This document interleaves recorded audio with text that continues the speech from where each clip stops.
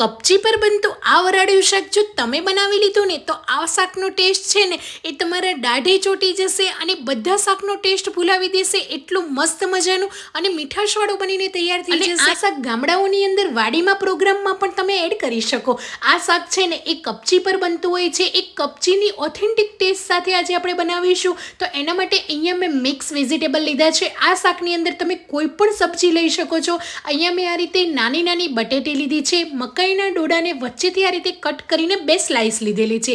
2 સૂકા લસણના આખા જ ગાંઠિયા લીધા છે. 4 થી 5 નાની સાઇઝના રીંગણ અને આ રીતે ભાવનગરી મોળા મરચાં મોટી સાઇઝના લીધા છે. 2 ટામેટા એકદમ લાલ અને પાક્કા લેવાના છે અને રીંગણ આ રીતે એકદમ કૂણા હશે ને તો એનું શાક સરસ બનશે. મેં અહીંયા આટલા વેજીટેબલ લીધા છે. હવે તમે આની અંદર સક્કરિયા છે, ફ્લાવર છે, રતાળું છે, કોઈ પણ વેજીટેબલનો ઉપયોગ કરી શકો અને આ બધા મિક્સ વેજીટેબલનો એડ કરશો ને તો પણ આ શાકનો ટેસ્ટ સરસ આવશે. હવે આપણે પહેલાં તો બધી જ વેજીટેબલને સરસ રીતે ધોઈ લઈશું. કોરા થઈ જાય ને એટલે આ રીતે પહેલાં તો ટામેટાનો ઉપરનો ભાગ કાઢીને આ રીતે વચ્ચેથી એની ગ્રેવીને આપણે કાઢી લઈશું અને આ ટામેટાનો જે વચ્ચેનો પલ્પ છે ને એની આપણે ગ્રેવી બનાવી લઈશું. તો અહીંયા મેં બંને ટામેટાને એ રીતે વચ્ચેનો જે એનો પલ્પ છે ને એ કાઢી દીધેલો છે. ટામેટાને પણ આપણે ભરવાના છે એટલે આ રીતે એકદમ પાક્કા લાલ ટામેટા હશે ને તો એકદમ ખાવામાં મજા આવશે. ટામેટા સરસ રીતે વચ્ચેથી કટ થઈ ગયા છે. એ જ રીતે આ રીતે મરચાંને પણ વચ્ચે કટ લગાવી દીધા છે. મરચાં અહીંયા મારે મોળા છે એટલે મેં એનો બીજનો નસનો ભાગ નથી કાઢ્યો. જો તમારી પાસે તીખા મરચાં હોય તો નસ અને બીજનો ભાગ કાઢી લેવો. હવે અહીંયા મેં નાની સાઇઝની બટેટી લીધી છે. 3 થી 4 નાના બટેટા લીધા છે. એને આ રીતે ઉપરથી 4 કટ લગાવી લઈશું. બટેટાને પણ આપણે ભરવાના છે એટલે આ રીતે 4 કટ કરી લઈશું. બધા જ બટેટાને એ રીતે તૈયાર કરી દીધા છે.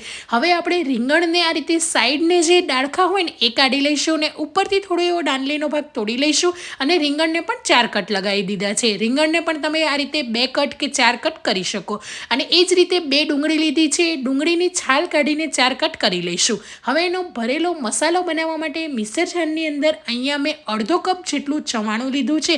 કોઈ પણ તમે તીખું, ખાટું, મોળું ચવાણું લઈ શકો અને એટલી જ ક્વોન્ટિટીમાં આ રીતે મેં ગાંઠિયા લીધા છે. ગાંઠિયાની જગ્યાએ તમે સેવ લઈ શકો અને હવે તમારે જો ચવાણું અને ગાંઠિયા ના ઘરમાં અવેલેબલ હોય, ના તમારે લેવા હોય તો તમે ચણાના લોટને શેકીને પણ 1 કપ એડ કરી શકો. હવે અહીંયા 2 મોટી ચમચી મેં અહીંયા લીલું લસણને ઝીણું સમારીને એડ કર્યું છે.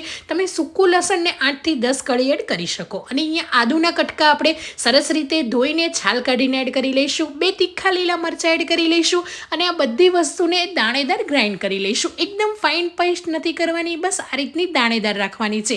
હું જે આ ભરેલા શાકનો મસાલો બનાવું છું ને એ તમે કોઈ પણ શાકમાં ભરશો ને તો આ શાક એટલું ટેસ્ટી થશે. તમારા ઘરમાં જો બધા 2 થી 3 રોટલી ખાતા હશે ને તો 5 થી 6 ખાશે, એ મારી ગેરંટી છે. આ ભરેલા શાકનો મસાલો જરૂરથી તમે પણ આ રીતે ટ્રાય કરજો. હવે એક બાઉલમાં લઈને એની અંદર સ્વાદ પ્રમાણે મીઠું એડ કરી દઈશું. 1 નાની ચમચી જેટલો આપણે હળદર પાવડર એડ કરીશું અને 2 ચમચી ધાણા જીરું પાવડર. જો ભરેલા શાક જ્યારે આપણે બનાવીએ ને ત્યારે આ રીતે ધાણા જીરું પાવડર થોડો એવો વધારે લેવો, એનાથી ટેસ્ટ અને ફ્લેવર સરસ આવશે અને જે શાકનો રસો છે ને એ પણ ઘટ થઈ જશે. હું આ શાકની અંદર કોઈ સિંગદાણા, કંઈ જ તલ, કંઈ જ નથી એડ કરી રહી. તો પણ તમે આગળ વિડીયોમાં જોજો કેટલું ઘટ અને રસેદાર શાક થશે. 1 ચમચી કાશ્મીરી લાલ મરચું પાવડર, અડધી ચમચી અજમો અને અડધી ચમચી ગરમ મસાલો એડ કરી લઈશું અને આ રીતે 1 નાની ચમચી જેટલી ખાંડ એડ કરી દઈશું. ખાંડની જગ્યાએ તમે 1 ચમચી ગોળ પણ લઈ શકો અને અડધા એવા લીંબુનો રસ એડ કરી દઈશું. અહીંયા આ મસાલાની અંદર લીંબુના રસની જગ્યાએ તમે 1 થી 1.5 ચમચી આમચૂર પાવડર પણ એડ કરી શકો. એનો પણ ફ્લેવર અને ટેસ્ટ સરસ આવશે. હવે અહીંયા આપણે 1 કપ ભરીને લીલા સમારેલા ધાણા એડ કરી દઈશું. અહીંયા મેં થોડી એવી કૂણી દાંડલી સાથે લીધેલા છે જેનો ફ્લેવર છે ને ભરેલા શાકમાં સરસ આવશે. હવે 2 થી 3 ચમચી તેલ એડ કરીશું. અહીંયા મેં નાની 2 ચમચી જેટલું જ એડ કર્યું છે, વધારે તેલ એડ નહીં કરીએ. બસ મસાલામાં થોડું બાઇન્ડિંગ આવી જાય ને એટલું જ એડ કરીશું. તેલની જગ્યાએ તમે પાણીના 4 થી 5 છીટા એડ કરી શકો કે 1 થી 2 ચમચી પાણી એડ કરીને પણ આ રીતે બાઇન્ડ કરી શકો.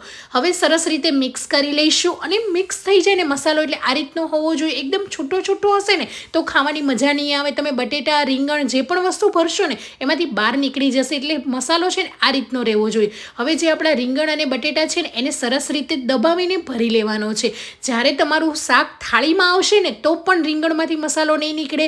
આ રીતે ભરવાનો છે. એકદમ પ્રેસ કરીને મસાલો ભરીશું અને જ્યારે રીંગણ તમે ખાશો ને ત્યારે પણ એટલો ટેસ્ટી લાગશે. એ જ રીતે બટેટાને પણ આ રીતે હાથની મદદથી સરસ દબાવીને ફૂલ ભરી લેવાના છે. તો મેં અહીંયા આ રીતે બટેટા અને રીંગણ ભરી દીધેલા છે. હવે એ જ રીતે આપણે વચ્ચે જે ટામેટામાં જગ્યા કરીને એની અંદર પણ મસાલાને સરસ રીતે ભરીને આ રીતે ઉપરથી આંગળી દબાવી લેવાની, જેનાથી મસાલો છે ને એ બહાર ના નીકળે. તો મેં અહીંયા બંને ટામેટા ભરી દીધા છે. હવે ડુંગળીને આપણે વધારે પડતી જગ્યા કરીને નહીં ભરીએ, બસ આ રીતે ફક્ત મસાલો જ ઉપર લગાવીશું, નહીં તો ડુંગળીના જે સાઈડના જે છાલનો ભાગ હોય ને એ બધો નીકળી જશે. એ જ રીતે મરચાંને પણ બંને સરસ રીતે મેં અહીંયા ભરી લીધેલા છે. હવે આપણે જે મકાઈના ડોડા અને જે લસણ છે ને એને ખાલી આ રીતે મસાલાની અંદર કોટ કરી લેવાનું, જેનાથી મકાઈ આપણે જ્યારે ખાઈએ ને ત્યારે એકદમ સરસ એવી મસાલેદાર લાગે અને એકદમ કોરી કોરી ના લાગે. એટલે ખાલી લસણ અને મકાઈને આખી જ આ રીતે કોટ કરી લઈશું. બધા વેજીટેબલ ભરાઈ ગયા છે. હવે આવી ગઈ છે કપચી. તો અહીંયા મેં આ રીતની કપચી લીધેલી છે. તમે કપચીની જગ્યાએ કોઈ પણ નાના મોટા પથ્થર લઈ શકો. વધારે મોટા પથ્થર નથી લેવાના, નાના નાના હોય ને આવડી સાઈઝના એ પણ તમે લઈ શકો. જે પણ તમારી આજુબાજુ અવેલેબલ હોય ને એ તમારે લઈ લેવાનું. જો ગામડામાં તમે બનાવતા હશો તો પણ ઇઝીલી મળી જશે, અને સિટીમાં પણ ક્યાંકનું ક્યાંક તો આ રીતે કામ ચાલતું જ હોય છે, મકાનનું કે કોઈ પણ. તો ગમે ત્યાંથી આ રીતે કપચી લઈ લેવાની અને કોઈ પણ મોટા વાસણમાં એડ કરી દેવાની. એની ઉપર 2 થી 2.5 કપ પાણી એડ કરી દેવાનું. અહીંયા મેં છે ને કપચી જે છે એ 2 થી 3 પાણીથી પહેલાં તો મેં ધોઈ લીધેલી છે, પછી એડ કરી છે. એટલે કપચી ઉપર જે માટી કે સિમેન્ટ કંઈ પણ હશે ને એ નીકળી જશે. એટલે પહેલાં 2 થી 3 પાણીથી ધોઈને એડ કરી દેવાની. હવે આ રીતે કોબીજના પાનને ઉપર આ રીતે સેટ કરી દેવાના. કોબીજના પાનની જગ્યાએ તમે કેળના પાનનો પણ ઉપયોગ કરી શકો છો.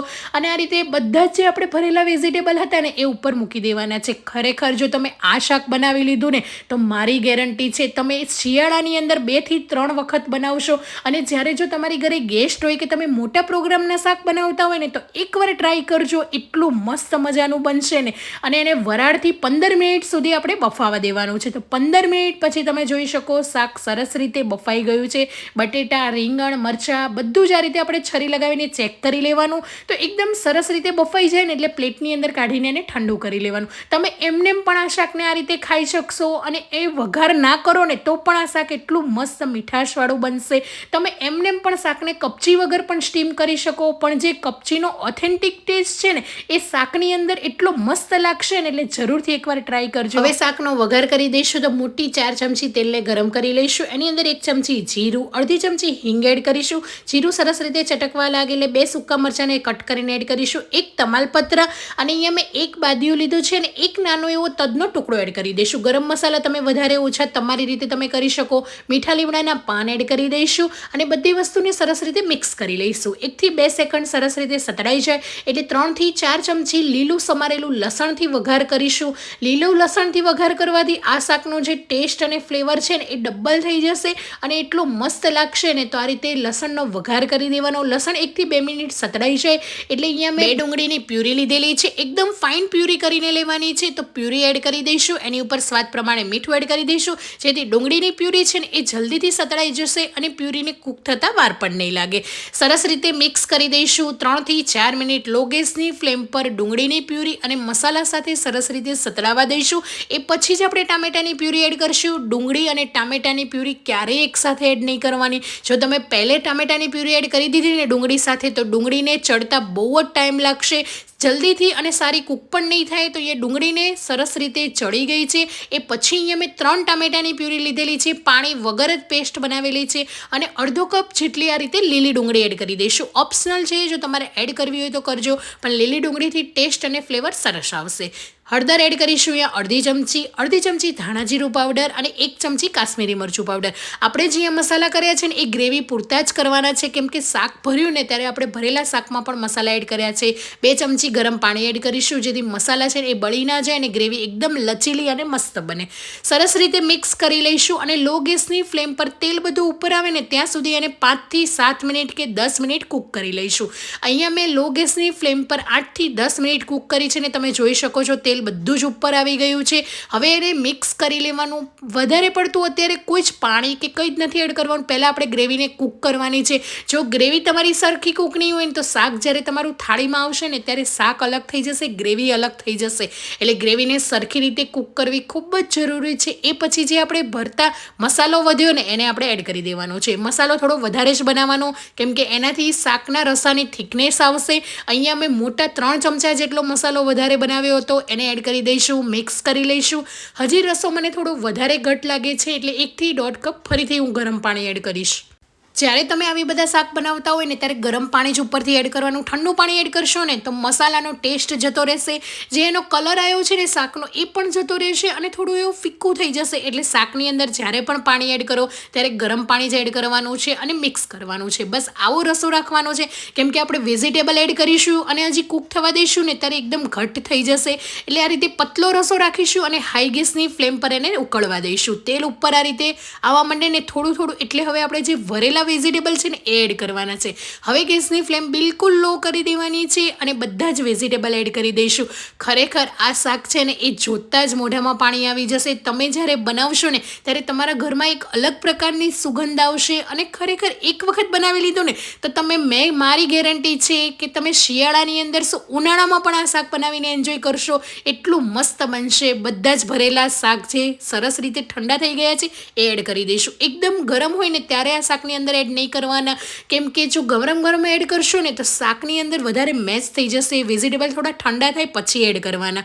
બધા જ વેજીટેબલ મેં એડ કરી દીધા છે. હવે ગ્રેવીને છે ને હળવા હાથે હલાવવાના છે, વધારે પડતું ઓવર મિક્સ નથી કરવાના. ઉપરથી થોડા લીલા ધાણા એડ કરી દેવાના. અને જો વેજીટેબલ તમારે આ રીતે અંદર એડ ના કરવાનું હોય ને તો તમે પ્લેટની અંદર કે જ્યારે તમે સર્વ કરો ને ત્યારે ઉપર ગ્રેવી પણ તમે એડ કરીને સર્વ કરી શકો છો. એ રીતે પણ થાય. અને જો આ રીતે તમારે ગ્રેવી સાથે સરસ રીતે મિક્સ કરવા હોય ને તો આ રીતે પેનની અંદર જ એડ કરવાના. બસ લો ગેસની ફ્લેમ પર 2 થી 3 મિનિટ રહેવા દઈશું. તેલ ઉપર આવી ગયું છે ને મસાલાથી સરસ એવા આપણા વેજીટેબલ કોટિંગ પણ થઈ ગયા છે, તો તમે જોઈ શકો છો. ખરેખર આ શાક જોઈને તમારા મોઢામાં પણ પાણી આવી ગયું છે, તો રાસ એની જોવો છો. જલ્દીથી એક વખત બનાવીને ટ્રાય કરો અને મને કમેન્ટ બોક્સમાં જરૂરથી કહેજો કે આજની કપચી પર બનતી વરાળિયાની શાકની રેસીપી તમને કેવી લાગી. પ્લેટની અંદર ગરમા ગરમ સર્વ કરીશું. અને હા, આ શાક તમે ગરમા ગરમ બાજરીના રોટલા સાથે એન્જોય કરી શકો, ગરમા ગરમ રોટલી પરાઠા સાથે પણ ખાઈ શકો. તો મને જણાવજો આ શાક તમને કેવું લાગ્યું. મળીએ એક નવા વિડીયો સાથે. આવજો. જય શ્રી કૃષ્ણ.